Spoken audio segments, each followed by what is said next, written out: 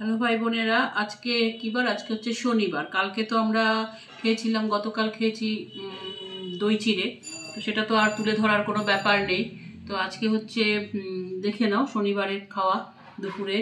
এই যে ইলিশ, সর্ষে বাটা ইলিশ, সেই কচু চিংড়ি যেটা করেছি সেই কচু চিংড়ি খুব দারুণ হয়েছে, খুব সত্যি সুন্দর হয়েছে। হয়েছে তো বাবি? হ্যাঁ, ভালো হয়েছে। আর এটা হচ্ছে প্যারা সন্দেশ, ঠিক আছে। এবার সেই প্যারা সন্দেশটা খাবো না, এটা রাতের খাবো, এখন আর খাবো না। তো আজকের এই খাবার, সবার ভাত বাড়া হয়ে গেছে, সবার পাতে অল্প অল্প করে কচু চিংড়ি দিয়ে দিয়েছি।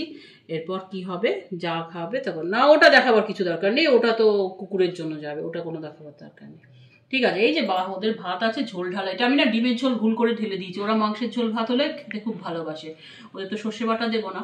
তো যাই হোক, সর্ষে বাটা, কচু চিংড়ি আর প্যারা সন্দেশ। আজকের মতন খাবারের ভিডিওটা এইটুকু।